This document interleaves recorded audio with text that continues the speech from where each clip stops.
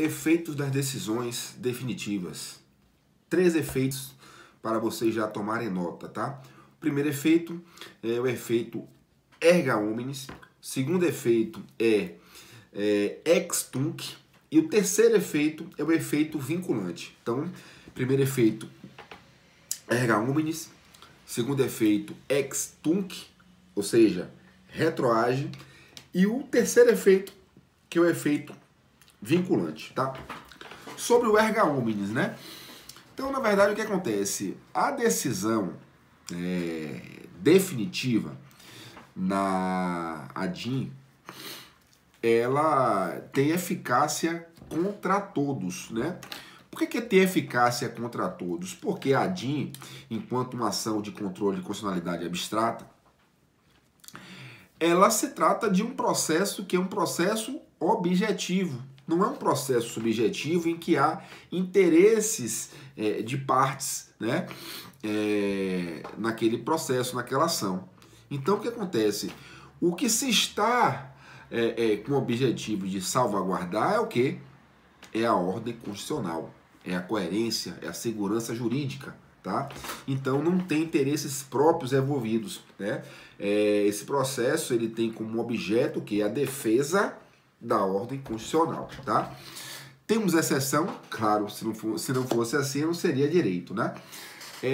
Veja só, o Supremo Tribunal Federal ele pode, na verdade, restringir uma decisão em uma ação direta de constitucionalidade para que alcance apenas certas pessoas, tá?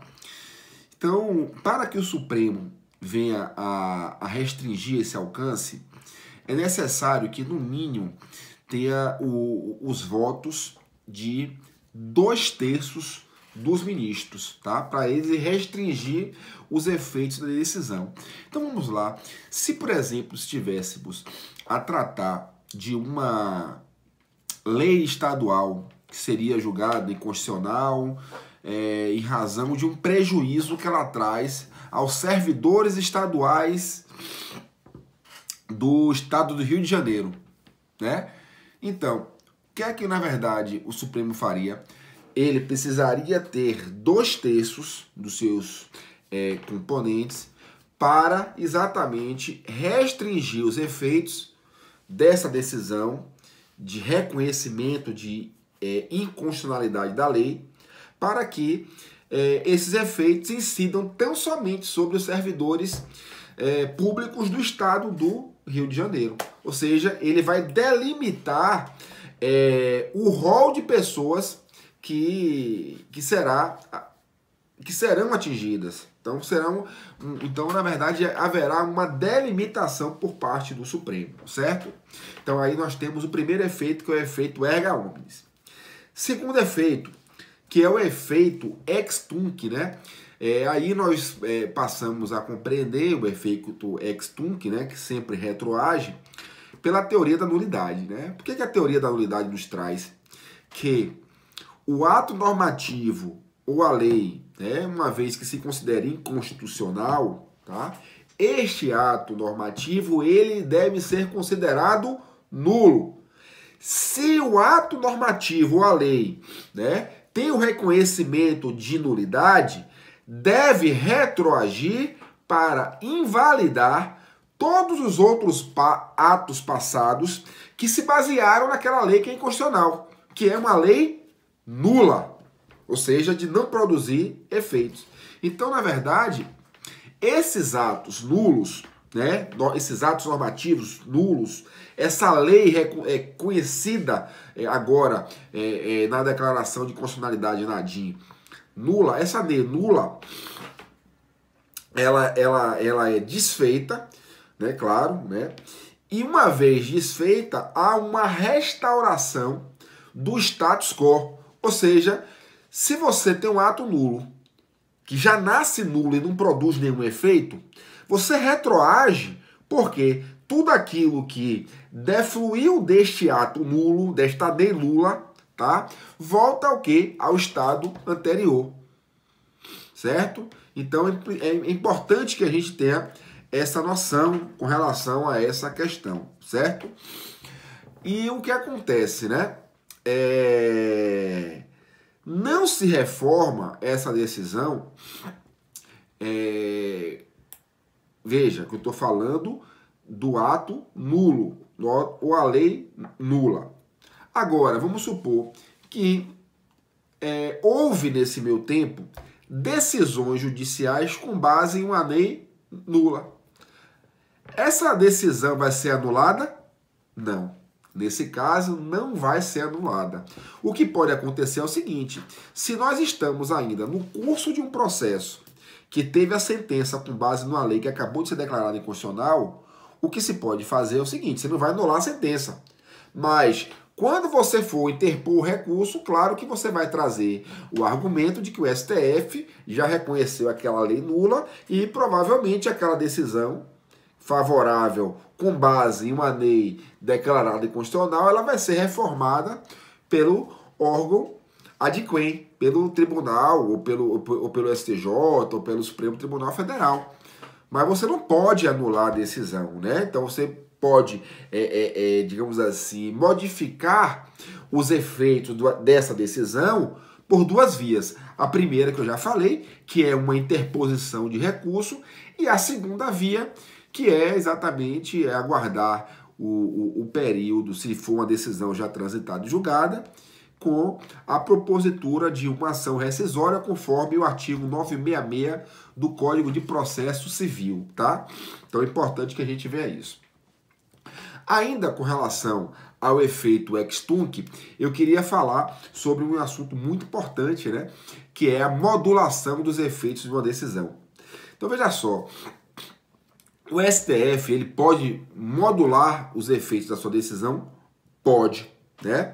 O que seria modular os efeitos? Né? Modular os efeitos é, na verdade, definir, né, se aquela decisão vai retroagir ou não retroagir.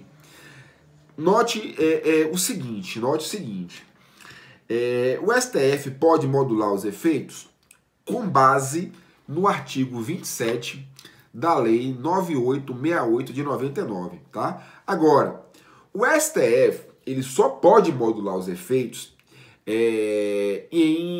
na seguinte hipótese, né?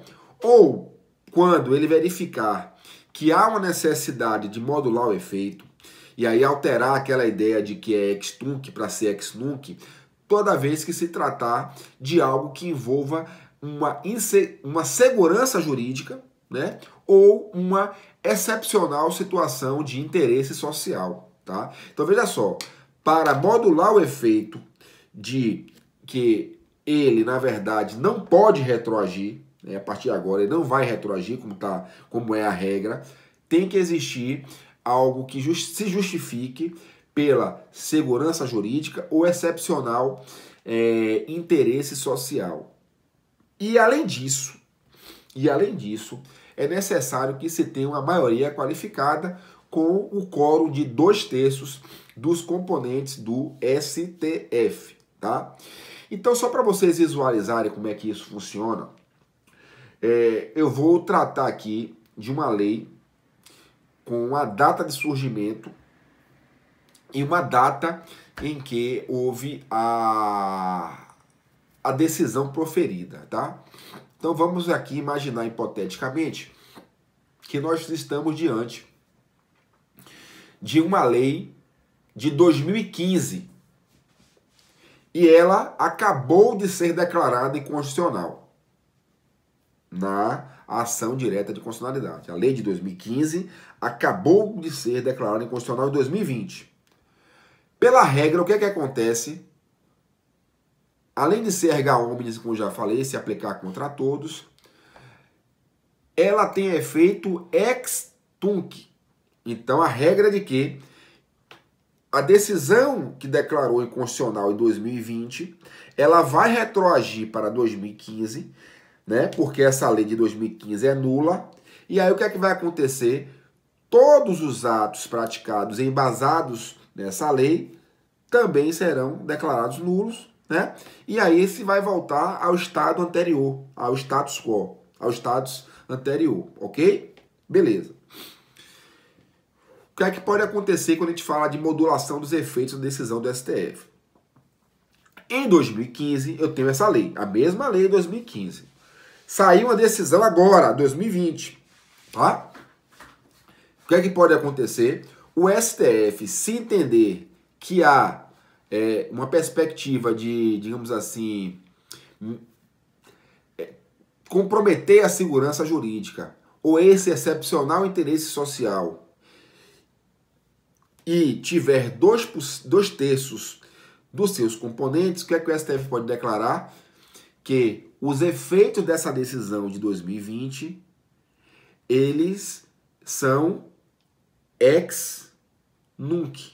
Ou seja, ao contrário da primeira situação, eles não vão retroagir para 2015, tá? Por uma questão de segurança jurídica e de interesse social que não é pertinente, portanto, o STF entendeu dessa maneira que se retroaja, ok?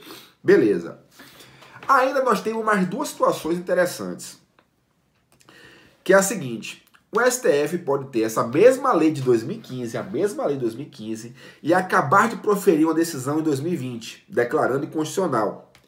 O STF, ele pode também modular os efeitos de maneira de indicar quando que ele vai incidir para frente. Ou seja, que a gente fala de modulação pró-futuro. Então ele vai dizer o seguinte, olha, eu estou declarando hoje a lei inconstitucional, só que esta lei só vai irradiar efeitos em 2021. Ele pode fazer isso? Pode, desde que ele obedeça aqueles requisitos de justificar com segurança jurídica ou com excepcional interesse social e, além disso, ter 2/3, né, dos seus componentes. E ainda tem um quarto efeito, a mesma lei de 2015, com a declaração de constitucionalidade em 2020, ele pode ter o efeito pró-pretérito, né? O que seria isso? Ele pode definir, por exemplo, que a lei, ela vai, na verdade, essa decisão, ela só vai surtir efeitos, por exemplo, a partir de 2017. Então, para o STF, se ele reconhecer que voltar para 2015 pode comprometer a segurança jurídica ou então o interesse social, se ele tiver os mesmos 2/3, ele pode dizer o seguinte, olha, esta decisão ela é pró-pretérito, ou seja, ela vai retroagir, mas vai retroagir de maneira parcial. Porque não vai retroagir para 2015, mas vai retroagir para o ano de 2017. Ele pode definir exatamente o ano dos efeitos da decisão, tá? Então, para uma mesma situação de uma decisão de 2015, de uma lei de 2015 com uma decisão de 2020, nós vemos que pode ter o quê? Consequências diversas, e isso depende de algo que é chamado de modulação dos efeitos da decisão definitiva por parte do STF. Valeu? Então vamos agora para algumas regras aqui. Então, por essas questões de modulação dos efeitos, uma pergunta que fica é a seguinte: a teoria, né, da nulidade, o princípio da nulidade foi afastado, né? Na verdade, sim, né? Você afasta o princípio da nulidade, né? Porque uma vez que você declara nulo o ato normativo, a lei inconstitucional, você parte do pressuposto de que ele nunca produziu nenhum efeito e que todos os atos que se embasam nele, todos os negócios que se fundaram nele, portanto, também vão, digamos assim, sofrer consequências por essa declaração de inconstitucionalidade, né? Porém, o STF, ele afasta esse princípio da nulidade porque ele, na verdade, constata que se ele declarar nulo com esse efeito retroativo desde o momento em que a lei surgiu, né, isso ia causar um certo dano à própria segurança jurídica, isso ia causar um dano ao excepcional interesse social. Agora, pode-se fazer isso de qualquer maneira o STF? Não. Por isso que a própria Constituição também resguarda nesse sentido, né, de que para que seja feito isso, é necessário que se tenha 2/3 de votos dos ministros do STF, tá? Para que se possa modular esses efeitos. Isso está presente, inclusive, em um informativo do STF, que é o informativo de número 599, tá? E uma última observação é de que dessa decisão cabe embargo de declaração, porém esse pedido de embargo de declaração só pode ser feito se em algum momento houve esse pedido anterior. Então, como é que isso funciona, né? No julgamento de uma ação direta de constitucionalidade, né? O STJ julga em 2 momentos. Primeiro momento que o STF Primeiro momento que o STF julga é para declarar se a lei é inconstitucional ou não, ok? Então, declarou que a lei é inconstitucional, primeiro momento. Segundo momento, o STF decide se esta lei que ele acabou de declarar inconstitucional, se é possível ou não modular os efeitos dessa lei, certo? Então, não se admite, por exemplo, que ele declare inconstitucional, e que depois você venha promover uma reabertura dessa decisão para discutir a incidência dos efeitos. Não, isso é feito em 2 momentos, mas de forma conjunta. Né? Quando sai publicado, sai uma publicação de maneira conjunta. Olha, é inconstitucional e o efeito vai ser ex tunc. Ou é inconstitucional e o efeito vai ser ex nunc. Ou é inconstitucional e o efeito vai ser pro futuro. Ou é inconstitucional e o efeito vai ser pro pretérito, tá? Então, é nesse sentido, né, que eu estou passando para vocês. Um outro ponto também interessante gira em torno de algo que se chama de ilegitimidade recursal. O que significa isso? Vamos lá. Você pode ter um legitimado que esteja presente naquele artigo 103, né, ou seja, com possibilidade, legitimidade de propor uma ação direta de constitucionalidade.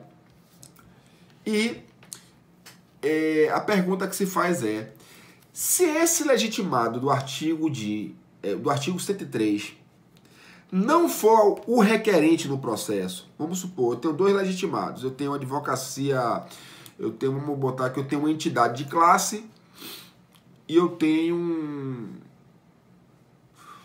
a OAB Nacional, tá? Uma entidade de classe e a OAB Nacional. O que eu quero dizer com isso?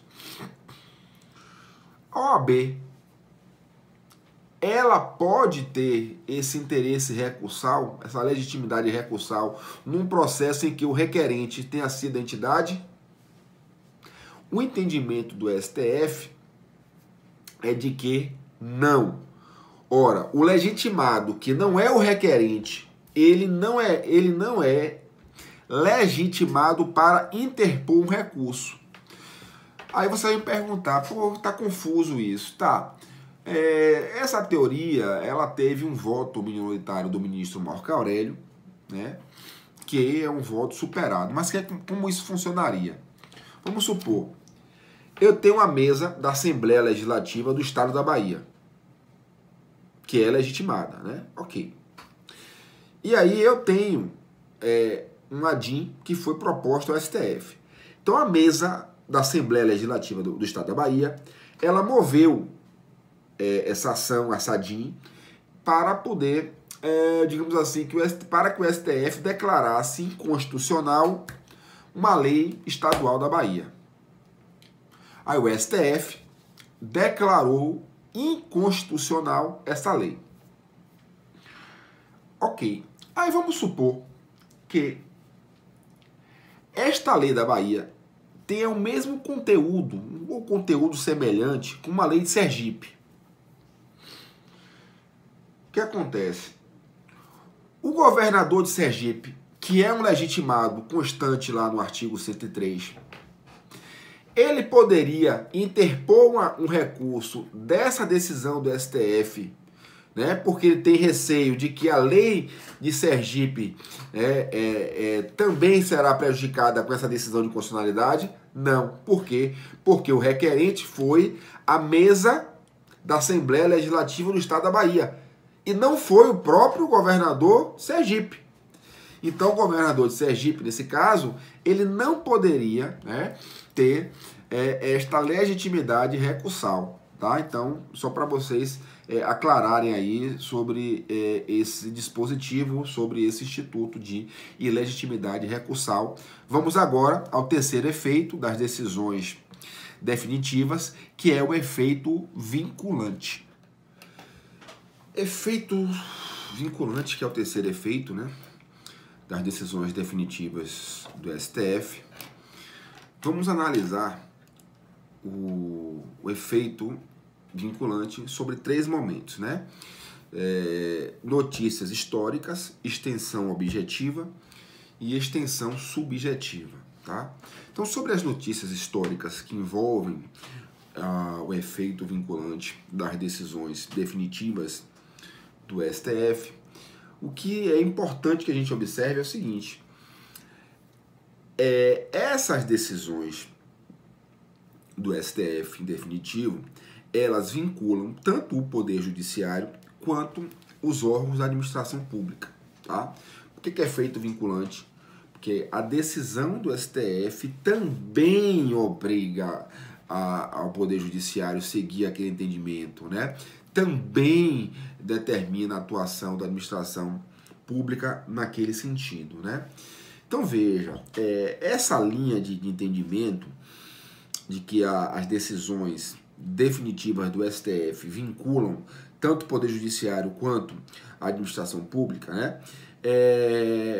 Já foi pauta, inclusive, de discussão, porque quando você fala que o Poder Judiciário está vinculado a uma decisão de controle concentrado, por muito se discutiu a própria autonomia do Poder Judiciário para decidir, né, a independência funcional. Mas é importante que isso já é uma ideia superada, porque o efeito vinculante, ele em nada, né, digamos assim, afeta a independência, a autonomia da magistratura. Por que isso? Porque o efeito vinculante, ele faz parte da própria jurisdição constitucional. Ele é íncito ao próprio controle concentrado de constitucionalidade, né? Então ficou pacificado, isso foi avançando, inclusive através da emenda 45 de 2004, né? Que foi a emenda responsável pela reforma do Poder Judiciário e que alterou, né, o dispositivo da Constituição, nos trazendo o artigo 102 com o parágrafo 2º, né? Apenas corroborando essa ideia de que as decisões de controle de constitucionalidade, quando envolve exatamente a declaração de uma inconstitucionalidade, vincula os órgãos do Poder Judiciário, juiz e tribunal, e vincula a administração pública também. Isso está presente também não só na Lei 9868, como na Lei 9882, né, ambas de 99. Então isso já é uma ideia pacificada e presente, né, na jurisdição constitucional concentrada, certo? Então, primeiro tempo para a gente analisar o efeito vinculante é esse efeito, né, esse elemento da notícia histórica, né? O segundo elemento é um elemento também interessante, que é o elemento da extensão subjetiva. O que quer dizer? Quer dizer o seguinte: a decisão definitiva no controle de constitucionalidade, ela vincula os órgãos do Poder Judiciário, ela vincula os órgãos da administração pública, porém, ela não vincula o plenário do STF. Aí você vai me perguntar, ora, o STF então pode julgar uma ação inconstitucional, né, uma ação direta de inconstitucionalidade, ele pode julgar inconstitucional, depois ele pode julgar constitucional? Pode, e vice-versa, né? Então vamos supor que o STF ele declara inconstitucional a Lei X. Né? Então, aí ele declarou inconstitucional a Lei X. Pode ser que 2 anos depois o Supremo esteja diante da necessidade de um julgamento da Lei Y. Né? Então, a Lei Y, com o mesmo conteúdo da Lei X, volta à pauta do Supremo. O Supremo, dessa vez, pode julgar que essa lei é constitucional. Por quê? Porque ele não está vinculado às suas decisões pretéritas. Então, o Supremo pode decidir algo que hoje é inconstitucional e amanhã ocorrer uma mudança de entendimento. Agora, claro que para que o Supremo venha a revisar, né, um entendimento seu, eventualmente pacificado, preciso que vocês saibam que não é uma tarefa tão simplória, né? Por que não é uma tarefa simplória? Primeira coisa, né? Uma ação direta de inconstitucionalidade, né? Ela é uma ação para poucos, né? É uma ação que tem um rol de legitimados pequeno, que é aquele rol do artigo 103. Então, poucas pessoas são legitimadas a ter exatamente a possibilidade de promover ação no controle concentrado, abstrato. Poucas pessoas. Então, só aí você já restringe, é um rol pequeno, tá? E veja só, ainda que você tenha esse rol pequeno, vamos supor que isso possa chegar para fins de uma nova decisão através do controle difuso, ok? Então, vamos esquecer o concentrado, vamos por difuso. Beleza. Que aí qualquer um poderia aduzir essa inconstitucionalidade da lei. Agora, o que acontece? Para que o Supremo venha a redefinir uma posição no controle difuso, você note que isso só poderia ser feito através de um recurso extraordinário ou de uma reclamação constitucional. Veja, então é improvável que através, né, de um processo subjetivo cuja motivação não seja exatamente a defesa da ordem constitucional, e sim interesses, né, individuais, interesses interpartes, tenha força suficiente, né, dentro de todo o procedimento, dentro de todo um processo, que esse processo subjetivo tenha força suficiente para chegar no STF e ser suficiente para que o Supremo venha a revisar uma decisão sua que já foi uma decisão parâmetro. Difícil que isso venha acontecer por esse lado também, né? Agora, isso por acaso poderia vir a acontecer porque vocês sabem que o texto constitucional e a interpretação do texto constitucional, ela também não pode ser, na verdade, de uma maneira rígida, sob pena de existir um descompasso entre o avanço da sociedade, as modificações e aquilo que está previsto no texto constitucional. Né? Aquela ideia, né, até que La Salle falava, né, da Constituição efetiva e real e a Constituição escrita. Então, a Constituição escrita, ela tem que ter, na verdade, essa possibilidade de também acompanhar as mudanças de paradigma da sociedade. Então, o que acontece? Para que o Supremo, portanto, venha revisar uma decisão sua, né, é necessário que tenha, né, significativas alterações práticas, né, no contexto social, no contexto econômico, no contexto jurídico, que justifique exatamente essa alteração de posicionamento do Supremo. É necessário que tenha, digamos assim, ao longo do tempo, uma mudança significativa também das leis. Então, isso tudo é importante que a gente venha a observar com relação, né, a uma situação de não muita facilidade para que o Supremo venha revisar uma decisão sua no controle concentrado, abstrato de constitucionalidade, certo? Então, isso é importante que a gente venha saber, porque a decisão dele em primeiro lugar, erga omnes, é uma decisão também vinculante, né? E para reinterpretar uma decisão sua, salvo situações específicas. Vocês ouviram falar também que a decisão do Supremo ela é vinculante com relação aos órgãos do Legislativo e órgãos do Executivo, né? Quando eu falei da administração pública. Porém, é importante que isso fique muito claro. A decisão ela não é vinculante com relação ao Executivo e Legislativo quando esses poderes estiverem atuando em produção normativa, né? Ou seja, o Supremo não pode vincular sua decisão, né, à edição de uma lei ou de um ato normativo, né? Por quê? Porque, na verdade, o legislativo, né, essa atuação legislativa de produção normativa, ela tem exatamente uma autonomia, né? Então, lei, decretos, enfim, não podem, na verdade, ter essa vinculação a decisões pretéritas do Supremo.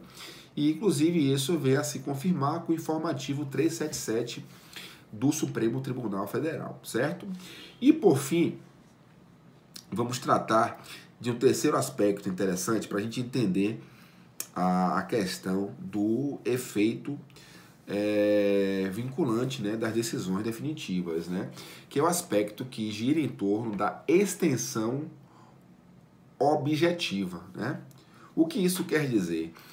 Quer dizer o seguinte: o Supremo, né, ele só tem a vinculação da parte dispositiva da sua decisão. O que é a parte dispositiva de uma disposição, de uma decisão? A parte dispositiva é aquele trecho final de qualquer decisão que diz assim, olha, ante o exposto, condeno a, declaro tal coisa, né? Então, o que acontece? No caso da ação direta de constitucionalidade, qual seria o dispositivo? Declaro a inconstitucionalidade da lei tal ou do artigo da lei tal. Então, quer dizer que o Supremo ele adota uma teoria, que é a teoria restritiva, porque só há vinculação dessa parte da decisão do Supremo, ou seja, a fundamentação da decisão do Supremo não é vinculada. Tá? A fundamentação da decisão do Supremo não é vinculada. Ou seja, os fundamentos que lastrearam o Supremo a chegar àquela definição, que a gente chama de ratio decidendi, né? Ratio decidendi, essa fundamentação ela não vincula a outras decisões, ela não vincula a outros órgãos. O que se vincula é tal lei é declarada inconstitucional ou tal lei é declarada constitucional, certo? Houve por um tempo, né, eventuais decisões, esparsas decisões do Supremo que tenha utilizado uma outra teoria, que foi a teoria extensiva, que além de vincular a parte dispositiva da decisão, vinculava também uma parte da fundamentação. Porém, né, que é a tal da razão de decidir. Essa teoria extensiva que vincula uma parte da fundamentação também foi superada e afastada em definitivo. E hoje o que prevalece enquanto entendimento no Supremo Tribunal Federal é de que o Supremo adotou a teoria restritiva e há um forte entendimento de que essa teoria extensiva não se pode aplicar de maneira nenhuma, né? Ou seja, o que vincula na decisão do Supremo é aquela parte final da sua decisão que diz, olha, declaro a inconstitucionalidade da lei tal. Certo? E aí você tem já aqueles efeitos que vocês sabem, né? Então, dito isso, encerro aqui a parte geral, né, de procedimento, de objeto da ação direta de constitucionalidade e daremos sequências às outras ações de controle concentrado, né? Nas próximas aulas a gente já vai ter acesso a isso também, ok? Até lá!